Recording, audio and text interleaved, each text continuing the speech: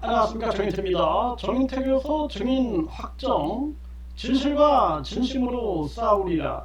네, 제가 이 허경영으로 인한 다양한 이 파생된 사건들이 많습니다. 네, 그래서 이제 지금 계속 이 사건 저 사건에서 저를 부르고 있는 상황인데요. 지금 한 사건에서 증인으로 이제 이 정인태를 확정을 지었습니다. 이 전에는 주소 불명이다, 네, 주소 불명이다 해가지고 저를 증인에서 빼버렸어요. 그래서 재판부에서 안 보낸다, 다시 안 보낸다, 뭐 보낼 필요 없다, 이런 식으로 얘기를 해가지고 제가 강력하게 항의를 했고, 그리고 이 공문을 여러 곳에 띄웠습니다.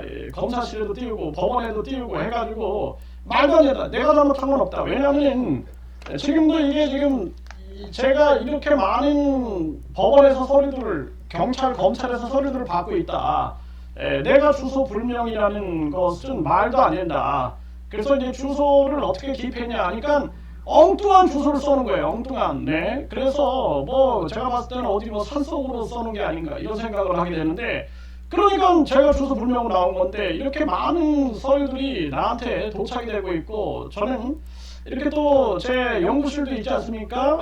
그래서 충분히 저는 이 모든 문서를 받게 되는 거죠. 그래서 내가 정확한 주소를 가르쳐 줘서, 네, 이 법원에서 이제 서류가 왔습니다. 네, 와가지고 이 법원에서 증인 소환장이 왔어요. 네, 와서 제가 반드시 참여하겠다 해가지고 증인 정땡땡 정인태입니다. 네, 확인했어요. 그래서 저한테도 이 서류가 온 거죠. 네, 증인 소환장이 왔고, 앞으로 지금부터는 이제 재판의 시간입니다. 재판의 시간. 많은 분들이 법적 절차를 이제 모르시는 분들은 그냥 뭐 바로 끝날 것처럼 생각을 하는데 최소한 2년 정도는 가야 됩니다. 2년 정도. 그래서 저도 사실 제가 이 해외에서 많은 활동을 했어요. 해외에서 많은 활동을 했는데 지금 대학교 두 군데에서 저한테 연락이 와서 해외에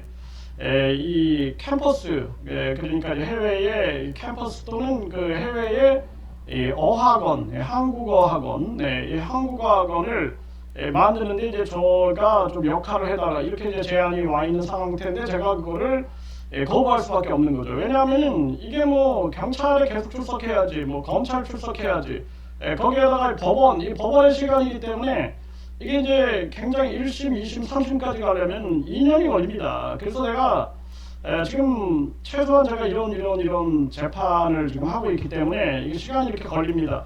제가 그렇게 지금 얘기를 하고 있는 상황이에요. 그리고 또 많은 기관에서 이렇게 이제 다시 코로나 이 전염병이 끝났기 때문에 다시 이제 제가 뭔가 역할을 해주길 그렇게 바라는 마음들이 많은데, 뭐 제가 이거 지금은 움직일 수가 없습니다. 네, 뭐 저도 내가 이게 지금 뭐 언제까지 이렇게 살아야 되나 뭐 이런 생각을 할 때가 있는데, 그런데 누군가는 반드시 싸워야 된다. 그리고 이 말도 안 되는 그런 사회적 약자들이 너무나 큰 피해를 보고 있는 것이죠. 그래서 이분들을 내가 이제 외면할 수는 없다. 그래서 끝까지 지금 싸우고 있고, 항상 기도하면서 지혜와 용기를 달라. 네, 그러면서 이제 싸우고 있는 것이죠. 그리고 대한민국을 국민 주권 국가로 만드는데 국민들을 깨우는 일, 이런 것들을 제가 열심히 지금 하고 있는 그러한 상황입니다. 힘들지만 상당히 제 인생에서 소중한 시간이 되지 않을까 이렇게 생각을 하게 되는데요. 이번에 이제 제가 증인으로 서면서 모든 진실을 밝혀낼 겁니다. 그래서 허경영이하고 어떻게 어떤 사건들이 어떻게 연계됐는가, 이러한 부분들을 싹 다 설명하고, 그리고 조폭이 뭐고 권총이 뭐고 3천억이 뭐고 이런 말도 안 되는 그러한 이야기들이 왜 이런 것들이 이제 나왔는가, 이런 것들을 명백하게 밝히겠다. 그래서 제가 하늘이 저를 여기에 엮어놓은 이유가 결국에는 암행어사처럼 모든 걸 다 보게 한 게 아닌가. 모든 걸 제가 다 보게 된 거죠. 그러다 보니까 저는 항상 진실과 진심으로 싸울 거다. 그리고 앞으로 이제 허경영은 재판의 시간이에요. 그리고 이제 허경영과 파생된 엄청난 지금 재판들이 계속 한 10건 정도 이상이 진행이 될 겁니다. 10건 정도. 여기에 이제 제가 적극적으로 증인으로 나서서 그동안은 경찰, 검찰에 성실하게 제가 출석을 했습니다.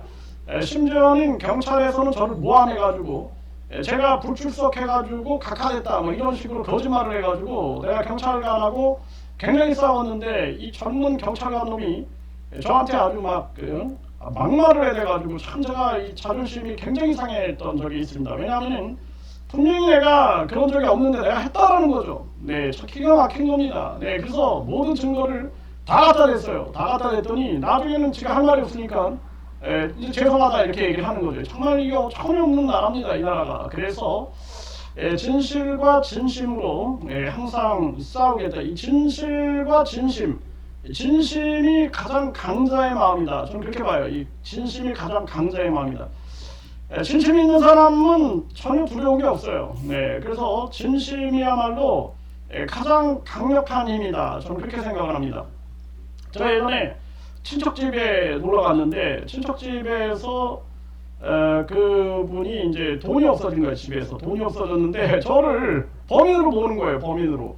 그때 그 초등학교 4학년 때였는데 와, 그 상처가 진짜 지금도 잊혀지지가 않습니다. 저는 돈을 훔쳐간 적이 없거든요.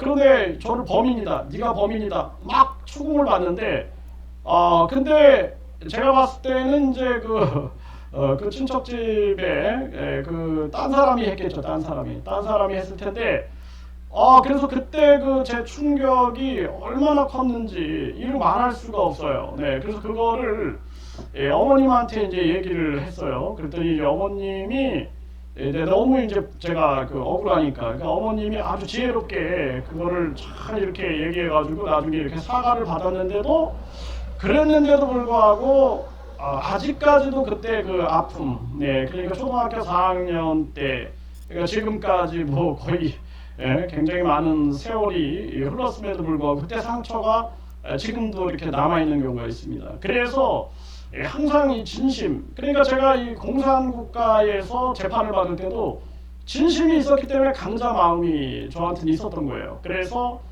저를 뭐 사형 선고를 내리겠다. 그리고 경찰들이 저를 역고소가 들어왔다. 그래서 저를 2년 동안 털털 털었지만 아무것도 나오지 않았고 저는 워낙 투명하게 했기 때문에 그래서 결국에는 저는 무죄, 그리고 상대방은 바로 즉각 구속이 되는 깜빵에 바로 갇혀버리는 그런 상황을 제가 겪었는데요.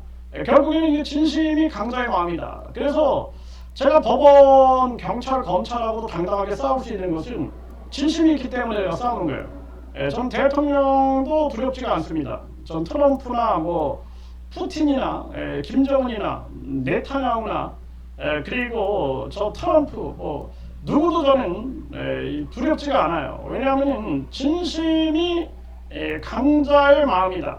진심만 있으면 강하게 싸울 수 있다. 그리고 죽음을 극복하면 두려움이 없어요. 저는 죽음을 극복했기 때문에 두려움 없이 제가 싸울 수 있는 것이다. 저는 그렇게 생각을 합니다. 이번에도 진실과 진심으로 싸워서 반드시 진실을 밝히겠다. 이런 제 입장입니다.